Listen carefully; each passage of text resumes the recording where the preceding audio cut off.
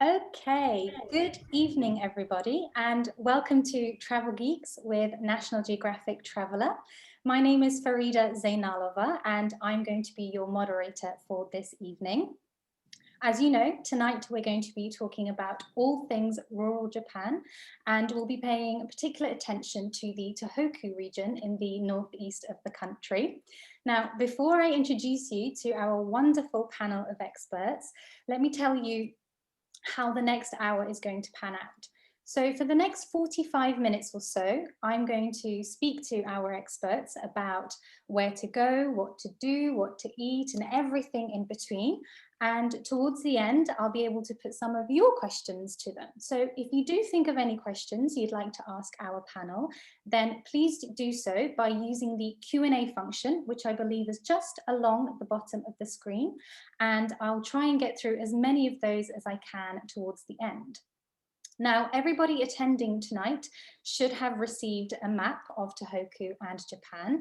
This is going to be quite useful for when we're talking about all the different destinations within the region. If you don't have one, then don't panic. Just ping us an email and we'll get one sent out to you ASAP. If you email us at events@natgeotraveller.co.uk, we'll send one to you right away.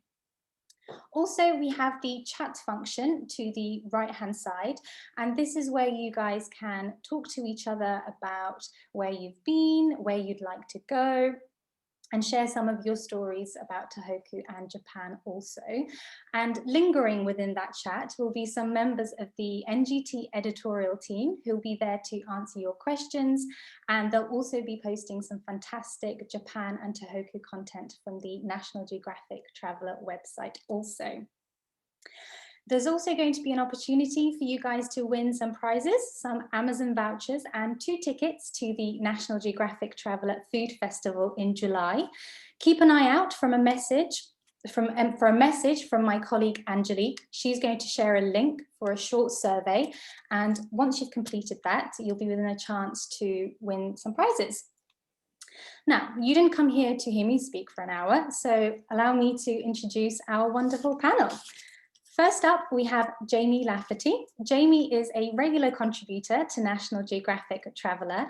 He's travelled around Japan rather extensively, and in 2011, in the wake of the 2011 Great East Japan earthquake, he took part in an initiative where he encouraged more people to return, tourists to return to Japan, and this saw him visit all 47 prefectures in 100 days.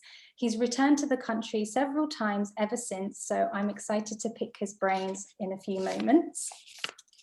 Next up, we have Matthew Jocelyn. Matthew heads up the PR and marketing team at Japan National Tourism Organization. Matthew's been passionate about Japan since he was a teenager when he first started learning Japanese. He has lived and studied in Tokyo and has traveled Japan from top to bottom. So I'm excited to hear some of his stories a little bit later on. Next up, we have Karen Yamada. Karen joins us from Into Japan Specialist Tours. Karen was born in Tokyo and grew up in rural Niigata until the age of 5. She's maintained a special bond and relationship with Japan and Japanese culture, and grew up with 2 cultures and 2 languages. So she's going to be sharing a unique insight into the country in just a few moments.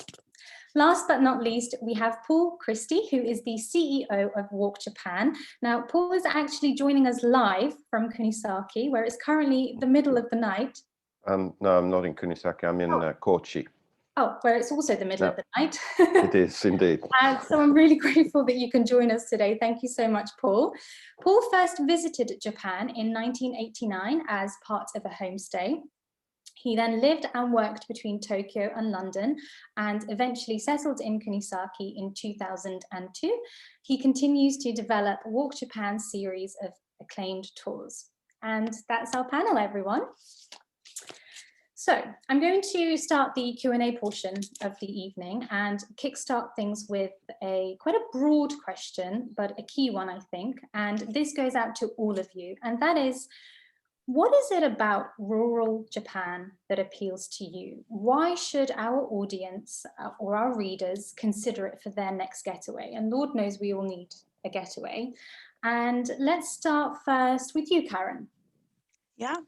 I mean, I did spend 5 years of my life in rural Japan, so it's something I hold very close to my heart.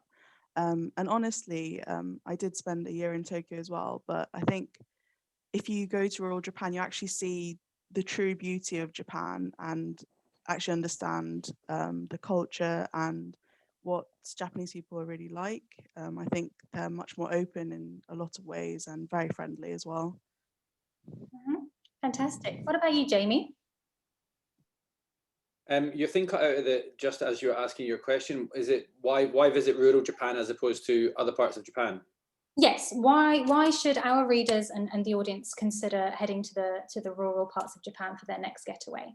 Yeah, I mean, I would say don't miss the cities as well, because they are amazing and they're very different to other Asian cities. But certainly if you've got more time, and absolutely if it's like your second visit to Japan, then the rural side of things is very different. You know, you're more likely to need a guide. It's less ready for tourists, let's say, but in that then you have a sense of exclusivity, and really you get to see things that not that many people do these days. Most people just get stuck on what they call the golden route, and it misses out like 80-90% of the country.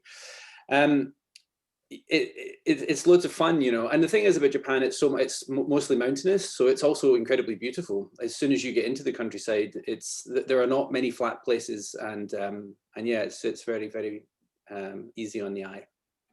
Brilliant. What about you, Paul? You know Japan very well. What would you say is the most appealing thing about the rural elements of Japan? Yes, well, I think following on from what Karen said, the people are very friendly. Even in the cities of Japan, they're very friendly. But all those attractions about the Japanese people are much closer to the surface in the countryside. So they're much more open, definitely, always welcoming, and almost. I think a writer back in the 90s wrote it. If in Japan you're mugged with kindness, and I think that's really the case in the countryside wherever you go. As Jamie mentioned, it's a very mountainous country, which means that you don't have to go far, and it can be completely different. The whole terrain can change dramatically from one valley to another, and sometimes the people and the culture, and that's something else that maybe doesn't come across.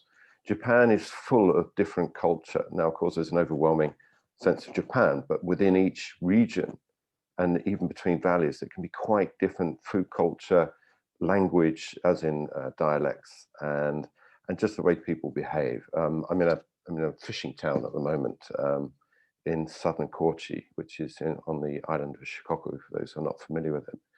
And it's just wonderful that they have something called katsuo here, that the fish that is caught on big scale in the local area. But you go to Kunisaki and there's no katsuo. It's a completely different type of fish in that area, for example. And then the different mountains. Japan in the north, Hokkaido is more like close to Siberia. And then Kagoshima, Okinawa, of course, is almost subtropical. So just the sheer variety of foods within just different regions of Japan is incredible. Wow, that sounds beautiful. And what about you, Matthew? What does rural Japan mean to you? Yeah, well, I think it's been very well said by everybody on the panel already. But just to kind of reiterate what everybody said, I mean, people forget, because Japan has such kind of iconic cities as well that live in the imagination, like Tokyo and Kyoto, Osaka, not to mention, you know, the other ones like Fukuoka and Sapporo. Because it has these amazing cities, I think people forget just how much of Japan is natural and wild.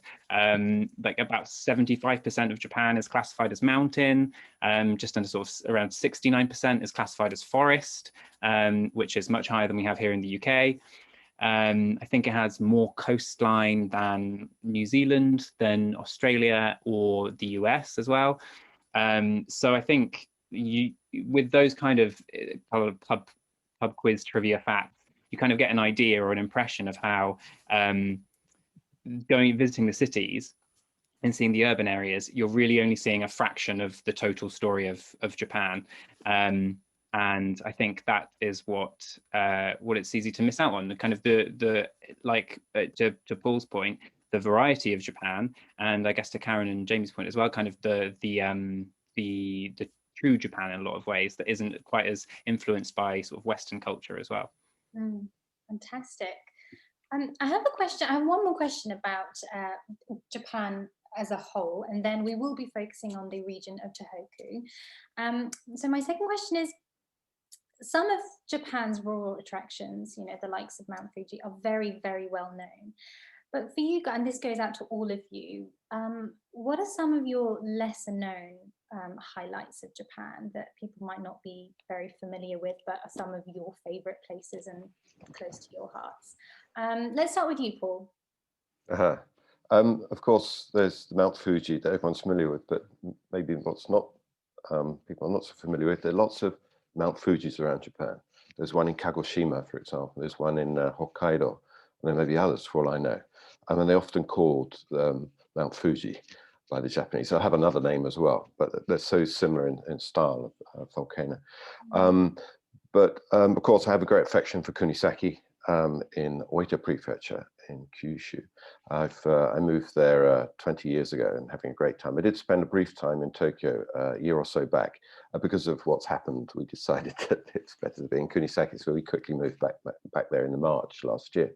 But that's something that's not been touched on. There's many there are many islands in Japan as well. I think there's something like 10,000 islands and islets and the like. And whilst most are inhabited, many aren't. And one particular area of Japan I rather like, and I think it's probably Japan's greatest tourist asset, is the Seto Inland Sea, which is tremendous.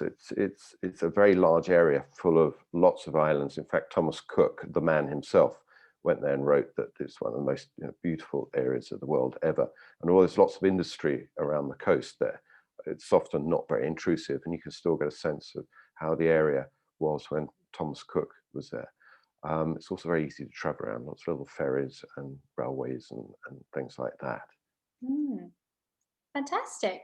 What about you, Karen? What are some of your favorite lesser known rural Japan attractions? Well, I was actually going to say Setouchi, but as Paul's covered it, it is absolutely gorgeous, like cycling as well. There's really great cycling in that area. But one of my favorite other islands is Yakushima, which is just off the coast of Kyushu. I was lucky enough to visit a couple of years ago. And if there are any Studio Ghibli fans out there, you might be familiar with the landscape from the Princess Mononoke movie. Just like really lush forests, and almost the entire island is a national park. So you can see monkeys and deer and trees which are thousands of years old, and it's just absolutely beautiful. So I definitely recommend it. Amazing. And what about you, Jamie? That's two pretty good answers. I'm glad I'm not in Matthew's shoes and have to go last. I actually really like Shikoku, where Paul is at the moment. When I did the travel volunteer project, it took me to all 47 of the prefectures, as you mentioned earlier, and 4 of them are on Shikoku. It means 4 countries. And basically the organizers and lots of people we met along the way had sort of like talked down Shikoku a little bit. Like, it's a bit weird. It doesn't have a bullet train. How weird is that? And I was like, I would kill for a bullet train in Scotland. That would be fantastic. But when you get there, you realize it is very different to the main island of Honshu. And even compared to Kyushu, it's massively less developed. And with that, you get lots of surprises. I've been there. The last time I was there, last time I was in Japan, I made a point of going back to Shikoku again. And I don't speak Japanese, but I can tell the difference between the 4 prefectures there. They really want to differentiate themselves within the island of Shikoku. And yeah, my favorite food in the world is also comes from Kochi, where Paul is. The katsuo no tataki, the flame-seared bonito that they specialize at the Hirome market in Kochi City, is like, can I turn my video off while I salivate thinking about it, because it is absolutely mind-blowingly good. And yeah, they cook it with hay, and there's a big theater and all that around it. And there are lots of weird, like there's like a lot of foreigners want to go to Japan because they perceive it as weird. You know, they see maid cafes in Tokyo and stuff, and they think that's weird. Let me reassure you, the really weird stuff is in places like Shikoku. That's when you get completely off the charts, so that you really need to have people interpreting for you, and even when they get the words correct, it doesn't necessarily make sense. Ah, okay. Thanks for that, Jamie. Matthew, I promise not to come to you last ever again. I've just realized I've done it twice in a row. But what about you? Is there anywhere we haven't mentioned that you love that many people might not know about? Well, yeah, I mean, there's plenty of places. I mean, Japan is full of them. Another one particularly spectacular kind of natural beauty, I'd say, in the Kyushu region is Takachiho Gorge as well, which is absolutely beautiful. You can hike around it, you can canoe around it, kayak, where they have sort of rowboats that you can go out on. Also has a very big spiritual kind of side to it as well, a big whole perspective there. But I have to say personally, and it's not, I guess I'm also biased being on this call too, but the Tohoku region for me is really number one. And I'm not just saying that because I'm paying lip service. It has, I think anybody who knows me, especially within my team at work, will probably accuse me of having a bias when it comes to regions in Japan, working at the tourism board. Yeah, places like Osorezan, Mount Fear, in kind of the northern part of Tohoku. It's out on a peninsula. Basically named Mount Fear because it kind of lined up with a lot of Buddhist depictions of hell with kind of smoke billowing, like we can kind of see out the onsen picture we have just now. And then teaming that with Jodogahama Beach, which is in Iwate Prefecture, not too far away, that means kind of pure land shores, pure land beach. So the idea being that it represents, almost like Japanese gardens do, like a Buddhist ideal of heaven. So kind of within a very short distance within Tohoku, you kind of have these two kind of associations of heaven and hell in a very kind of raw, visceral, natural kind of way, which I think is really beautiful. So I'd say those two are maybe some of my favorites. Yeah. Mm-hmm. Well, funny you mentioned Tohoku, because I'm about to ask you lots of questions about the region, and I am going to start with you, Matthew. And that is, what's your relationship with, you touched on this a little bit just now, but what's your relationship with Tohoku, and why should people visit there? For example, Jamie said earlier that it's always good to see the cities and then maybe return for the second time and see rural Japan. Within rural Japan, why Tohoku?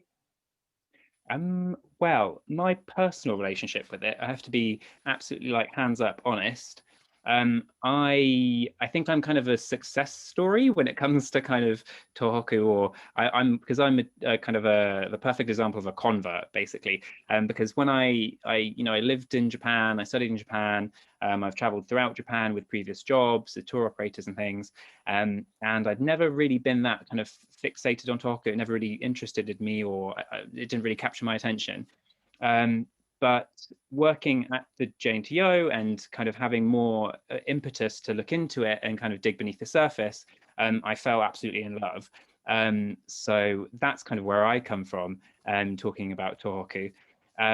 But in terms of what makes it so kind of unique and different and kind of to be recommended to people who want to experience rural Japan, I think for me, it's how it feels almost kind of, it feels very wild and very sort of remote, and has kind of like a folkloric kind of aspect. In the same way that I guess I've kind of just mentioned with the kind of the Buddhist associations of heaven and hell. I think a lot of, because Japanese spirituality is very much kind of related to nature, based in the great outdoors, and that's like Buddhism in Shinto, in Japanese Buddhism in Shinto, and in kind of native Ainu beliefs as well. They also lived in the area, and the Tohoku region used to be considered kind of the wild, savage north, because it only had very few kind of spots of civilization. And I feel like that thin line between kind of urban civilization and wild, like untamed nature kind of creates and really plays into that whole sort of spiritual, supernatural, folkloric element, and was fertile ground for the birth of myths and legends and a lot of amazing traditions, which have been passed down, like the itako, for example, like spiritual mediums, that have sort of died out in other parts of Japan, but have, you know, the vestiges of that tradition still remain in Tohoku.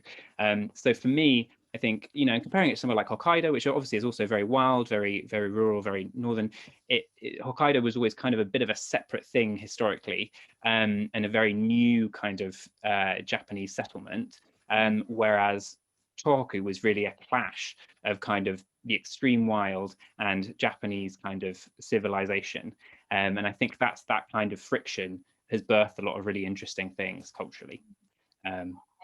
That's my quite long-winded reason for why you should visit. It's brilliant. Gosh, you know so much. Well, you should, it's your job. Next, I'm going to go to Paul. Paul, what about you? How do you feel about Tohoku? And do you have any advice for someone planning their first trip there, perhaps? Okay, like Matthew, I have to hands up. Actually, I'm not that familiar with Tohoku. As a company, we are. We've run a tour that follows in the footsteps of Basho, who is one of the world's greatest poets, a gentleman who was the greatest exponent of haiku, and his poetry is extraordinary. And he traveled a lot, very itinerant, across eastern Japan, and Tohoku is his most famous journey. So as a company, we're going there. As an individual, I hadn't until recently. We've been working with what they call the Fukkosho, which is the redevelopment ministry. So this is something that's fallen into, obviously, because of what happened 10 years ago. There's been an awful lot of reconstruction work, et cetera, et cetera. And they have, amongst other things, besides building seawalls and things like that, they've been funding all sorts of other things, including the creation of something called the Michinoku Shiokaze Coastal Trail. Shiokaze meaning salty wind. It sounds better in Japanese than English. So the Michinoku Coastal Trail, and it runs from Hachinohe, which is in Aomori, which is the most northerly prefecture, on the east coast, which is known as the Sanriku coastline, and it runs all the way down to Fukushima, the prefecture, and is over 1,000 kilometers long. And what has happened is that they've created this path. There were probably bits of the path originally, and they put it all together to create this extremely long path. It's very well detailed. A lot of money has gone into making sure that anyone wanting to go will find it relatively easy to travel there, whether they speak Japanese or not. Lots of very detailed maps, etc., etc., etc. Some beautiful centres have been built to help sustain the whole project. And that area I've come to know pretty well in the last year or so. And it is extraordinarily beautiful coastline, extraordinarily great food. And of course, you'll see what has actually happened to some of the communities there and how they've been basically, it's extraordinary just to see how much work has gone on and is still going on. It's 10 years later, and there's still massive amounts of construction work going on to help these communities, I don't know, keep going. It's very controversial in many ways, but we can discuss that if you want later. Yes, we will do. I do have some questions for you about that a little bit later on. What about you, Karen? Tell me about what you love about Tohoku, and also if you could touch on if someone was planning a first trip there, for example, where did they begin? So I guess like it depends on what your definition of Tohoku is. So like my personal connection is that I was born in Japan and I lived in Niigata, but some people wouldn't consider Niigata part of Tohoku. I see that in your map, you've included it.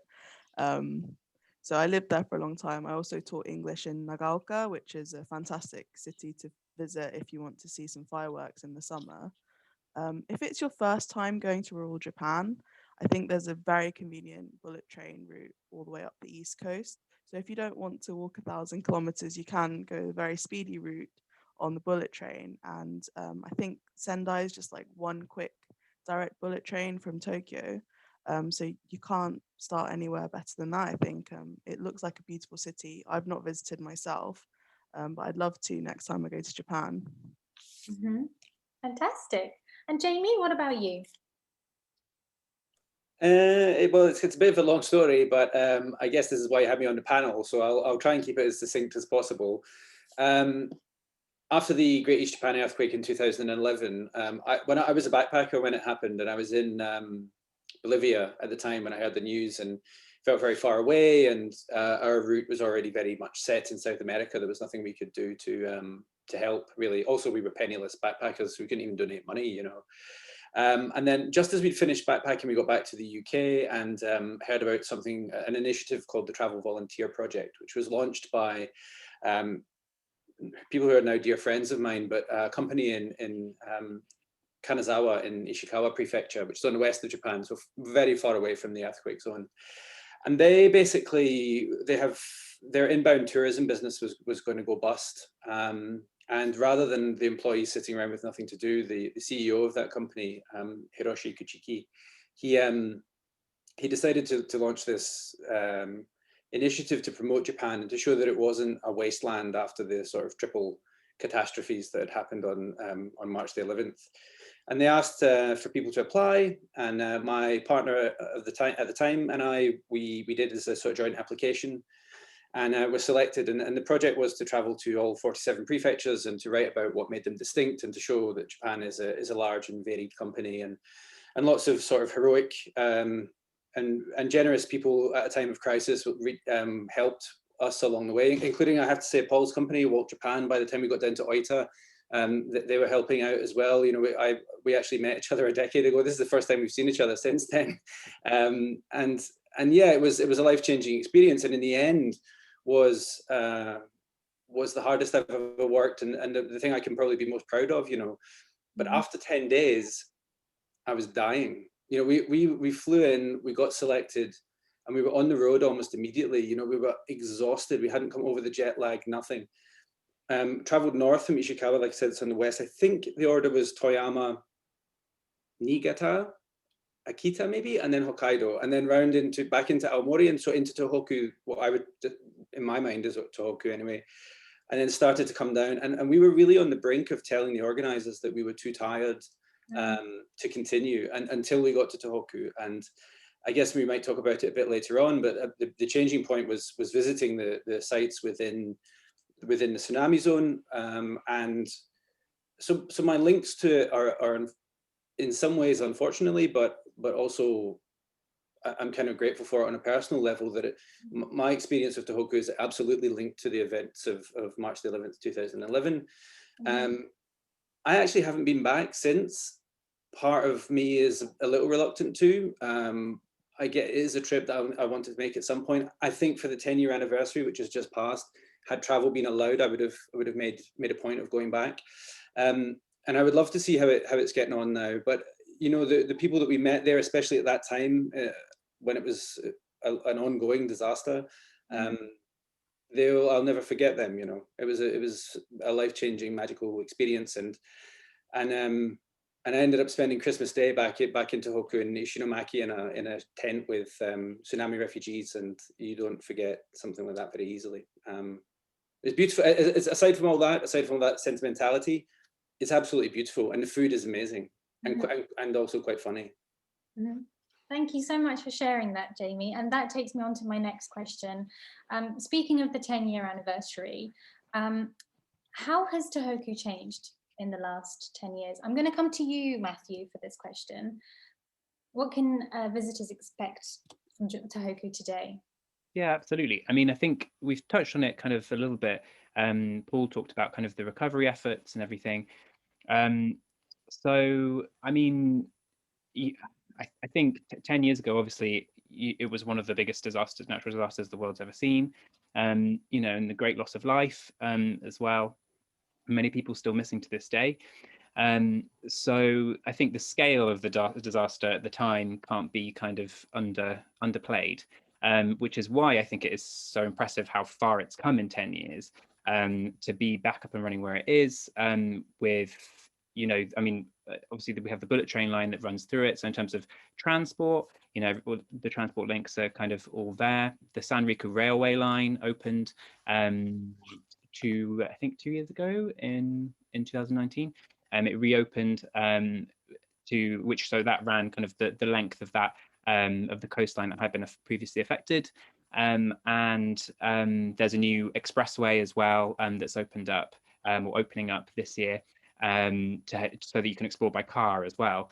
And so I think that helps give an idea in terms of the kind of like the infrastructure, how, you know, it has come so far. But I think for me, really, in terms of the difference and the regeneration over the past 10 years, what I feel, and especially because I've been there a couple of times, you know, on trips and things like that with work, and the real sense that I get is kind of three things, I'd say, which is essentially pride, I think, from the locals, not just in kind of how much effort they've made to, you know, to make home again, but also just how much pride they have in where they live, that they've persevered for so long to, you know, to maintain their communities and keep their, you know, their culture up, you know, live and up and running.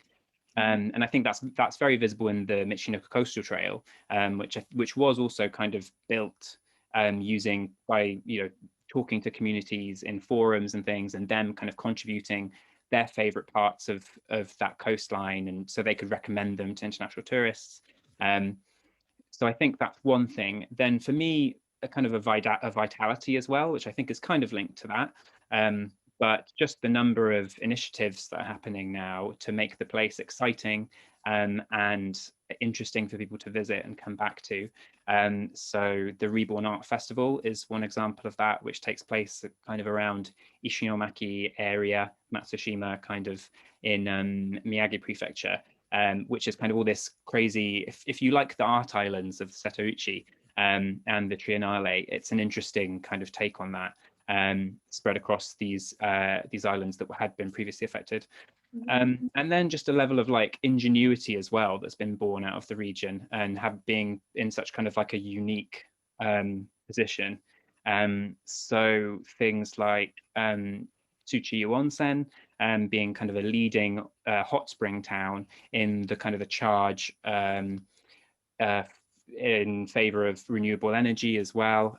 So that's located in Fukushima Prefecture, and generates its own geothermal energy, and is kind of part of this big government effort. It was kind of the real leader in the government effort to create renewable energy, and also therefore investment for the town to be able to prosper again.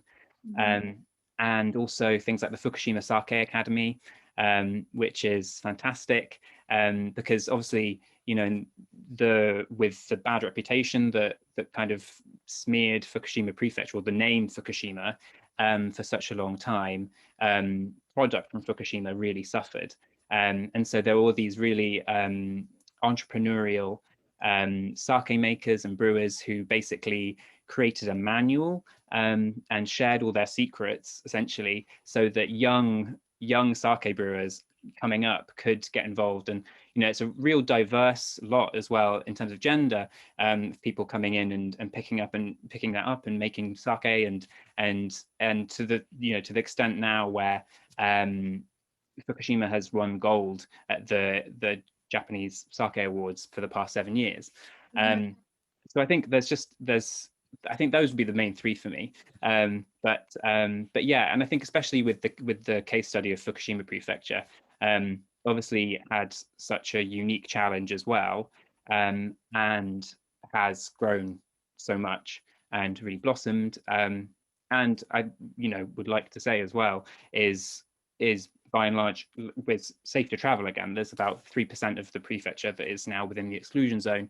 But, you know, it's a prefecture that's bigger than Jamaica in terms of land size. It's Japan's third largest prefecture, and the exclusion zone is actually, you know, on the coast as well. So it's not like you can accidentally wander in. So, you know, there's a lot there that to see and to do, and that has, you know, and that the situation they're at now, I think, is, you know, the result of many years of regeneration and effort that has been poured into that. Absolutely. And in terms of exploring the region, would you recommend hiring a guide, or is it easy to see independently? So, for example, the first thing I would want to know is, how easy is it to get around Tohoku on public transport?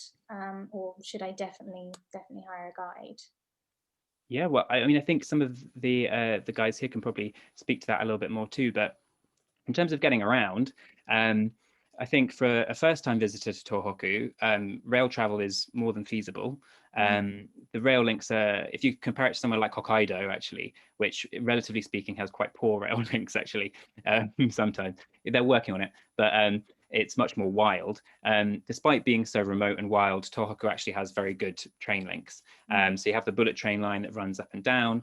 It's also very economical way of getting around.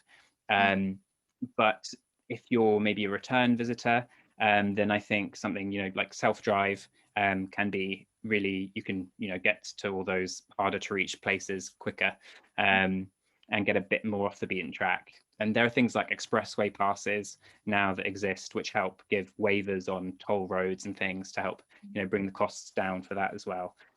So yeah, I would say the selling point a lot of ways for Tohoku is that it is very remote in some ways and very undervisited.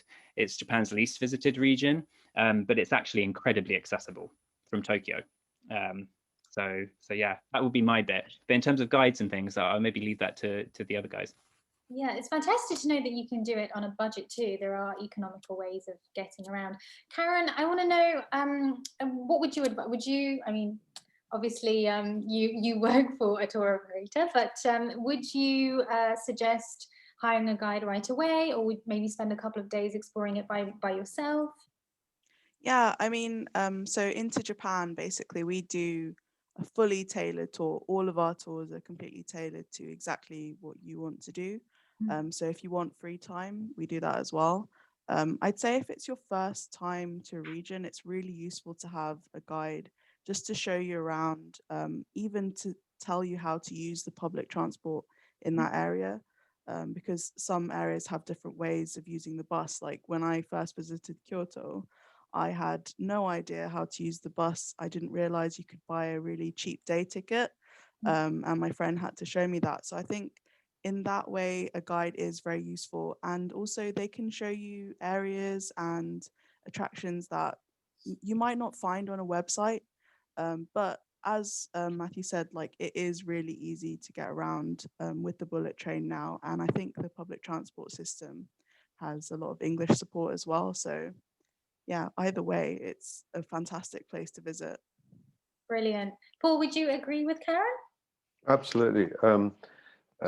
It's first of all, I think having a guide for anywhere, if they're good at what they do, will make your time so much more interesting and valuable. So as you could save you a lot of time. Having said that, of course, exploring on your own is also a great way of meeting people and I don't know, having adventures, which the guide will also help with, but maybe it could, depending on the person, could be a bit more programmed in a sense. Tohoku is certainly very easy to get around on your own, not least because, again, like Kyoto and the one-day bus passes, you can, if I understand it, the East Japan Railway Company, I think has a pass specifically for their area, which is cheaper than the commonly known Japan Rail Pass. So it's a rail pass, but just for that area. I love once you get used to a system in Japan, it usually works very well. And even the Japanese, when they move to different parts of Japan, often confused. It's a confusing country for even the Japanese. So nobody feels embarrassed about not knowing. Nobody feels embarrassed about asking, because everyone does that in Japan. It's I know that as a Brit, it's like, I don't want to ask because I've got to look like I know what I'm doing. If I'm in the UK, but in Japan, doesn't matter. And people often, if you, it's happened to me actually in the past, if you're sort of loitering around the ticket machine, somebody might walk up to you and say, can I help you? And possibly in English as well, not just Japanese. There are, everywhere you go in Japan, there are people who can speak to some degree English. And increasingly people speak pretty good English almost anywhere you can go in Japan these days. One thing I certainly recommend is riding the little trains such as the Sanniku Railway. just because they're just a delightful way of exploring anywhere. And the views from the window are tremendous.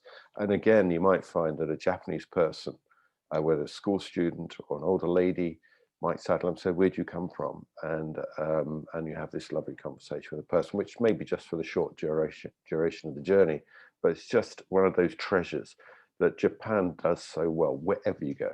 But that area, yeah, it's easy, certainly is easy to get around compared to Hokkaido or Kyushu. Indeed, it's much more replete. Fantastic. Somebody in the chat said that Japan was one of the best places to get lost, and I really like that comment. Thank you so much just by getting lost. And we have just a couple of minutes, I can't believe it, before we move on to the Q&A from the audience. My God, I have so many questions. I'm going to jump right to the one, what is the one thing not to miss in Tohoku, whether it be a particular onsen or a particular viewpoint? What's the one thing that should be at the top of everybody's list? Jamie, let's go to you first for that one. I mean, I think probably you should acknowledge the what happened with the tsunami, and I guess in some ways a visit to Ishinomaki, which was one of the most heavily damaged large cities, would feel important, would be something I would seek to do if I was there. There are UNESCO World Heritage sites and stuff which are great, and I think if you were going to Tohoku, you wouldn't miss things like Chusonji in Iwate. But there is also, because I might not get to mention it otherwise, I have to say there's a thing in Iwate called wanko soba, which sounds funny immediately in English, but it's a basically all-you-can-eat challenge with cold soba noodles, and you eat them in small bowls. And it's a speciality from the region. There's different stories about where it comes from. But that's the sort of thing I would have missed had I not had a guide, because and it wouldn't have been signposted as such. It's tons of fun. Maybe before you tell any local Japanese people that you've done it, maybe add 20 or 25 bowls onto your real total, because they'll have eaten about 100 and I nearly spewed at 40. But it is tons of fun, and the soba is actually very nice as well. But it's something that, in a country that's often quite polite and prides itself on dignity and politeness, it's an excuse to go absolutely mental at the dinner table. Fantastic. And what about everybody else? What's the one thing that people shouldn't miss? I think you have to go to Matsushima just because it is an extraordinary place, and also damaged by the tsunami, although it was less severe than many other parts of the coastline there. Has great connections with Basho, who apparently went there. He was so overawed by the beauty of the area, he actually couldn't write a haiku poem to describe it. Other areas I think you should visit are Miyako, which is where Jodoga-hama is, that Matthew mentioned right at the beginning of the event. And part of the Michinoku Coastal Trail. It is extraordinarily beautiful white rocks and formations by the sea, and with the sunrise, it's amazing. Another place which hasn't been mentioned so far is Aizu Wakamatsu, which is in Fukushima Prefecture, and that has a great samurai tradition. And in fact, people there to this day, because it was one of the last holdouts with trying to keep the shogun feudal system in place against the new modern Meiji government army. They were bombarded, and they had something called byakukotai, who are young men who killed themselves, and all the rest. It's really quite a tragic story. While the locals still resent the events that happened to them back in 1868, 69, which were led largely by the people from Yamaguchi, which is in West Japan. And they still have a bad connection, it would appear. They're not on the surface, but once you dig down, start talking about it, they tell you about these sorts of things, which is the sort of thing that actually a guide can help you introduce you to these sort of backstories, which are tremendous. I have to add that Aizu Wakamatsu is also, of course, also in Fukushima Prefecture, and in the west, so it's inland, and the radiation level there is lower than most cities around the world. So if anyone's thinking about that, the Fukushima is pretty safe to go to. I have no worries about going there. And the food is extraordinarily good. Otherwise, Hachinohe, I like, is a little regional city right in the north. It's a lovely place. But almost anywhere you go, you'll find beautiful little things which many Japanese in the neighboring valley or the neighboring town don't know about. That's how there's so much depth and breadth to this country, because even the Japanese don't often know what they have. They know about Kyoto, wherever they wherever they come from. They'll know about Tokyo, of course. They'll know about certain, Tokyo Tower, and maybe Kanazawa, skiing wherever. But you don't have to go far, and you'll come across some real fantastic gems anywhere in Japan, if you care to look. Fantastic. And Karen, Matthew, just very quickly, and then we do have to move on to questions from the audience. The one place a visitor shouldn't miss in Tohoku. I'm just going to jump in really quickly off the back of what Paul said, because Aizu Wakamatsu is kind of, is really one of my favorite places, because I think a lot of places market themselves as sort of samurai towns, but I feel like Aizu Wakamatsu, more than many that I've visited, has the feeling of being like a real life one, more than like beyond just kind of like the touristy kind of element of it. Feels like a real life samurai city. And there's also a train line called the Tadami line, which departs from Aizu Wakamatsu and is absolutely stunning. Beautiful. It's my favorite place in Japan, I think. It goes through all sorts of landscapes, virgin forests, valleys, mountains, past temples, and through beautiful little villages that are often voted like the most beautiful village in Japan. Lots of lovely onsen, and it's also, again, a local train. It's not marketed as a scenic train necessarily, so you'll have school kids coming on and off and things like that. So absolutely beautiful. Yeah, that's what I'd recommend. Fantastic. And last but not least, Karen, what about you? I have to say, one of my favorite areas in Japan is in Niigata. It's called Tokamachi. There's so much to do in that area. There's a beautiful, very traditional onsen village, and a ski slope as well. There's a lot of skiing in Tohoku, which you might not think of, but definitely recommended. And there's also an art triennial around Tokamachi. And my favorite view is the Hoshitoge rice terraces. They're beautiful in any season. Just the reflection of the water in the rice terraces is absolutely amazing. I think I spotted it in the photo slideshow as well. So yeah, definitely recommend. Oh, wonderful. Thank you, Karen. Right, now I'm going to spend the next 5 minutes or so asking you guys questions from the audience. We have so many, and I don't think we'll be able to get through them all. One of them is, are there guest houses in rural Japan, and what kind of accommodation can visitors expect? Jamie, let's go to you. Where did you stay when you were traveling around the rural parts of Japan? Well, I mean, it was we had a massive variety from impossibly luxurious sort of ancestral homes to a lot of businessman style hotels, like incredibly uncomfortable tiny little places. But then of course what we also had a lot of, which is I think what the person's hinting at that's asking, is the ryokan, which is the traditional Japanese inn. I have a love-hate relationship with ryokans personally, because I've stayed in so many and have been underslept and then woken up at dawn to attend a Buddhist ceremony for the 5th time in a week that I didn't, and I'm not a Buddhist, so sometimes I found it challenging. But any friend of mine who ever goes to Japan, I try to insist that they spend at least a couple of nights, probably separated, not necessarily in the same one, but visiting ryokans, and that allows you to stay on the tatami mats, on a futon, which is miraculously appears after you've had your dinner in the place, and you really get a sense of the owners tend to be very hands-on. Even if they don't speak a word of English, they'll certainly try to talk to you as they're super friendly. You really get a sense of tradition when you stay in somewhere like that, even when it has some slightly more mod cons. If you're really lucky and it's a cold place, you might also get a kotatsu, I think the name is. One of the greatest of all the Japanese inventions. I am amazed that one hasn't made it off the islands, because it is wonderful. It's essentially a dugout hole in the floor around a table, underneath the table, and then you have a sort of heated electric blanket skirting around it, which you can get very cozy with. So yeah, that's all amazing. But ryokans are absolutely, you should book at least a few nights in one of those. Okay, fantastic. Thank you, Jamie.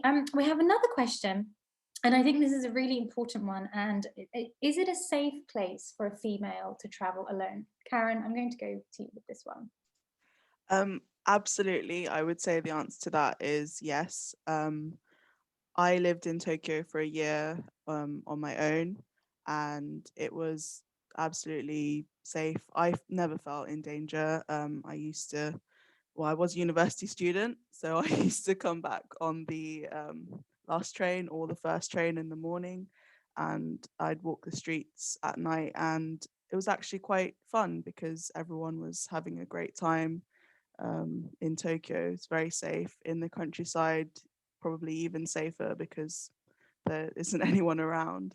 I think obviously you need to take precautions, as any traveller should when they go to a foreign country, but I think as long as you're sensible, there's never any danger at all.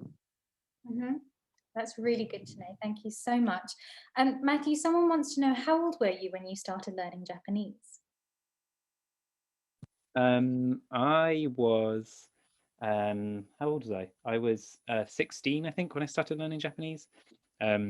Yeah, we had I was lucky enough to have a tutor who was related to one of my teachers at school. So I was quite blessed in that sense.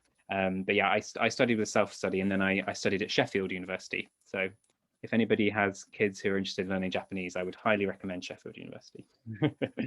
Okay, fantastic.